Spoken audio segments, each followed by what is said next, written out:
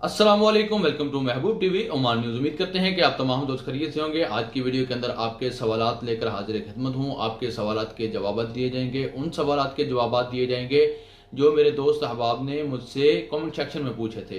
अगर आप भी कोई सवाल पूछना चाहते हैं किसी किस्म का, वीज़े को लेकर, एनओसी लेटर को लेकर, सैलरी को लेकर, विजिट वीज़े को लेकर, तो आप कमेंट सेक्शन में मुझसे सवाल पूछ सकते हैं। 24 घंटे के अंदर अंदर इंशाल्लाह आपको उसका आंसर मिलेगा बजरिया वीडियो या आपके कमेंट के रिप्लाई में। इसके अलावा अगर आप मुझसे बात करना चाहते हैं तो मैं व्हाट्सअप नंबर आपको अपना फराहम नहीं कर सकता। हाँ, खास कोई बात हुई तो मैं आपको अपना व्हाट्सअप नंबर भी फराहम कर दिया करूंगा। आप इंस्टाग्राम के ऊपर आकर मुझे फॉलो कीजिए, मुझे डायरेक्ट मैसेज कीजिए, वहां पर मैं आपसे बात भी करता हूं, आपके क्वेश्चन के आंसर भी करता हूं। तो चलते हैं वीडियो की तफसीलात की तरफ, आपका ज़्यादा टाइम ज़ाया नहीं करते हैं। सबसे पहले चैनल को सब्सक्राइब करें अगर आप नए आए हैं, साथ लगे बेल के आइकन को लाजमी प्रेस कर लें ताकि हमारी हर आने वाली नई वीडियो का नोटिफिकेशन जो है वो आपको बर वक्त मिलता रहे और आप रहें हर लम्हा ओमान न्यूज़ से बाखबर। तो सबसे पहला जो सवाल है ये भाई यूज़र हैं। सबसे पहले मैं आप तमाम दोस्तों से ये रिक्वेस्ट करूंगा कि अगर आपकी आईडी यूज़र नेम से बनी हुई है तो आप अपना कमेंट सेक्शन के शुरू में नेम ज़रूर लिखा कीजिए कि मेरा ये नेम है। तो इस तरह मुझे जवाब देने में आसानी रहेगी, आपको भी आपका आंसर मिल जाएगा जल्दी से। तो जो सवाल है ये सवाल है जनाब यूज़र की तरफ से, लिखते हैं सर मैं ओमान से 5 जुलाई को छुट्टी पर आया था, तो मेरा छुट्टी का लास्ट डेट क्या होगा।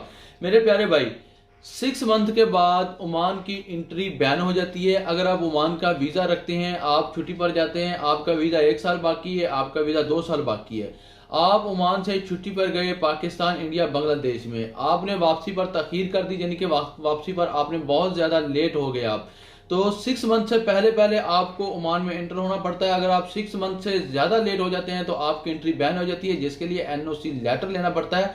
आपके अरबाब को जाकर आरओपी से वो लेटर जाके आपको मिलता है और वो लेटर लेकर दोबारा आप इंटर हो सकते हैं 6 मंथ के बाद, यानी कि 6 मंथ से पहले पहले आपने ओमान में एंट्री करनी है। उम्मीद करता हूँ आपको समझ आ गई होगी।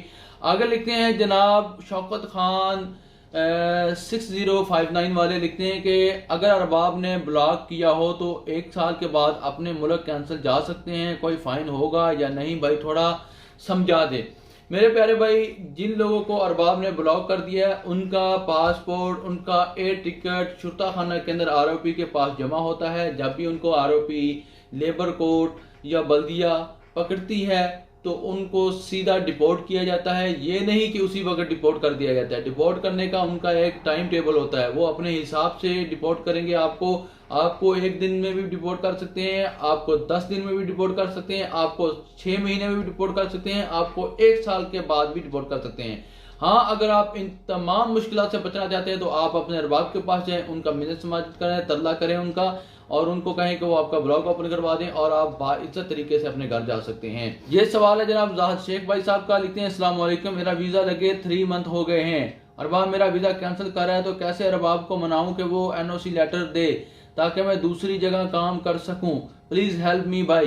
मेरे प्यारे भाई, सबसे पहले तो आप अपने अरबाब को बोलें भाई मैं वापस नहीं जाना चाहता, मैं मस्कीन नफर हूँ, यानी कि मेरे हालात ठीक नहीं है।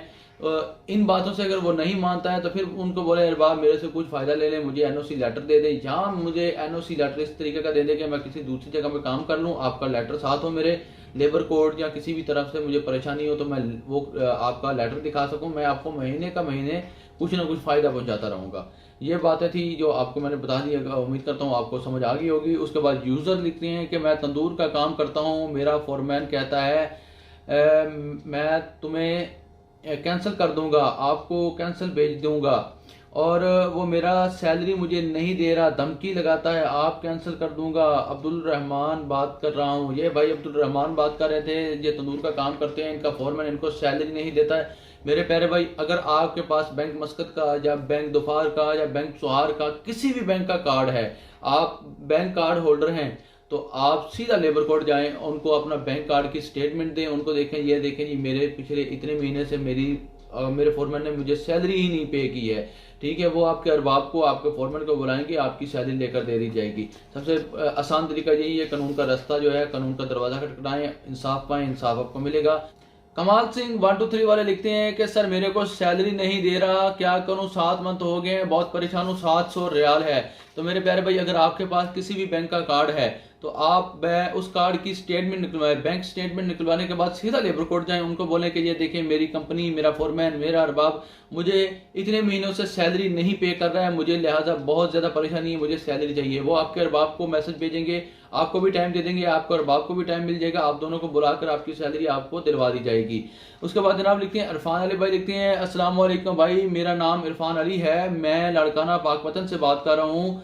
मैंने आपको पहले भी कमेंट किया था, 2 साल पहले ओमान एक्सप्रेस वीजा पर ओमान आया था और उसके बाद सऊदी अरब से भी। मेरे प्यारे भाई सबसे पहले ये बात है कि आपका रिकॉर्ड जो है वो नहीं अच्छा है, आपका रिकॉर्ड जीसीसी के अंदर अच्छा नहीं है। आप सऊदी अरब में गए विजिट वीजे के ऊपर, वहां पर आउट पास आपने हासिल किया।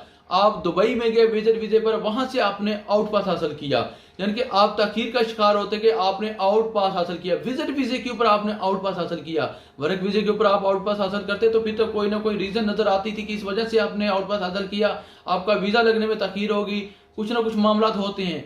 लेकिन विजिट वीजे के ऊपर जब आपने तखीर की, आपने आउट पास हासिल किया, तो आपका रिकॉर्ड हो गया खराब। इसलिए अब जीसीसी के अंदर आपको एंट्री ममनू है, इसलिए आपको ओमान के एयरपोर्ट से वापस भेज दिया गया था। मेरे प्यारे भाई, आप पहले अपना रिकॉर्ड क्लियर करवाएं। सबसे पहले आप सऊदी अरब एम्बेसी जो है पाकिस्तान की, उसमें जाएं, वहां पर जाकर अपील करें। उसके बाद दुबई की जो एम्बेसी है पाकिस्तान में, वहां पर जाएं, वहां पर जाकर अपील करें, आपका रिकॉर्ड क्लियर होगा। उनको रीजन बताएं, रीजनेबल उनको वजह बताएं कि ये वजह है, इस वजह से मुझे तखीर हुई थी।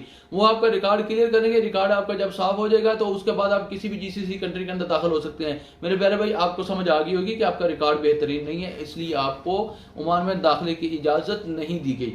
इसके बाद जनाब जानी वाइस लिखते हैं अस्सलाम वालेकुम जनाब, मेरा 9/12/2022 दिसंबर को वीजा खत्म हो गया है, तो कितने दिन में अपना वीजा दूसरी कंपनी में रिन्यूअल करवा सकता हूँ जिसे मेरा फाइन न लगे। मेरे प्यारे भाई, मुसादे का महीना खत्म हो चुका है। आप ऐसा करें कि आप अभी अपना वीजा दूसरी कंपनी के अंदर लगवा लें। ये महीने चल रहा है, तो इस महीने में आप वीजा लगवा लेंगे तो अच्छा है, वरना इस महीने के लास्ट डेट को इस महीने का आपको फाइन आ जाएगा।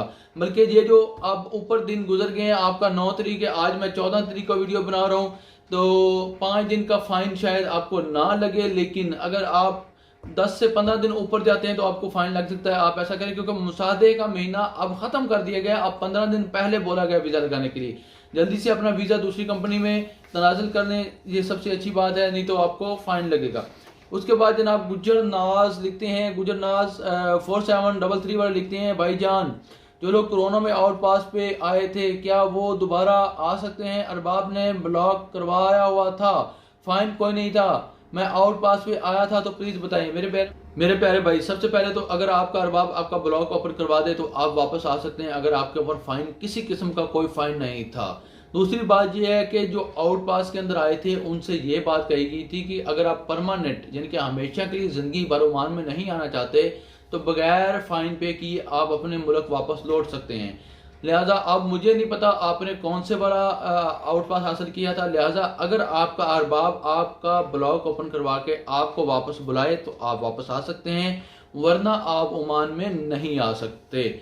माजरत के साथ मेरे प्यारे भाई, नाराज नहीं होना, सीधी बात करता हूँ, सच्ची बात करता हूँ, किसी का दिल नहीं दुखाता, किसी के जज्बात मजरूह नहीं करता। इसके बाद यूजर लिखते हैं अस्सलाम वालेकुम भाई, ओमान से रोमानिया जा सकते हैं, ओमान में भी कंसल्टेंट होते हैं जो वर्क परमिट दिलवा सकते हो रोमानिया का। मेरे प्यारे भाई, सबसे पहले तो मैं आप तमाम दोस्तों से रिक्वेस्ट करूंगा कि आप तमाम दोस्त अपना, अगर आपकी आईडी यूजर नेम से है तो आप अपना कमेंट के शुरू में नाम जरूर लिखा कीजिए ताकि मुझे आंसर देने में आसानी रहे। और उसके बाद मेरे भाई, यहाँ पर भी जो वो है ना जो वर्क परमिट दिलाते हैं यूरोप का, वो भी 100 में से तकरीबन 70% फ्रॉड और धोखा देते हैं। तो जा तो सकते हैं, लेकिन आपकी यहाँ पर फिर आपकी बैंक स्टेटमेंट लगेगी, आपका काम क्या है उसकी स्टेटमेंट लगेगी, आपकी तालीम क्या है उसकी स्टेटमेंट लगेगी, आपके पास ट्रैवलिंग लाइसेंस है कौन सा है, कैसा है, कितने साल हो गया, कितना एक्सपीरियंस है, ये सारी स्टेटमेंट लगने के बाद ही आप वीज़ा अप्लाई कर सकेंगे। जा तो सकते हैं, अगर आप ओमान के अंदर हैं तो आप कोशिश करें, अगर आप पाकिस्तान से ओमान आकर यहाँ से जाना चाहते हैं तो बेहतर है कि आप पाकिस्तान में रहते हुए ही कोशिश करें, पाकिस्तान से ही रोमानिया का वीज़ा हासिल करें। किसी ना किसी तरीके से अल्लाह पाक आपकी मदद करे, अल्लाह पाक आपको कामयाब करे और अल्लाह पाक आपकी तमाम तर नेक तर ख्वाहिशात जो हैं उनको पूरा फरमाएं। आमीन सुमा आमीन। इसी के साथ आप तमाम दोस्तों से इजाज़त चाहता हूँ। वीडियो को लाइक करें, सोशल मीडिया के ऊपर शेयर करें, महबूब टीवी चैनल को लाजमी से सब्सक्राइब करें। अगर आपका कोई किसी किस्म का सवाल है कमेंट सेक्शन में मुझसे पूछिए। आने वाली वीडियो तक दीजिए इजाज़त, तो में रखिए याद। अल्लाह हाफिज़।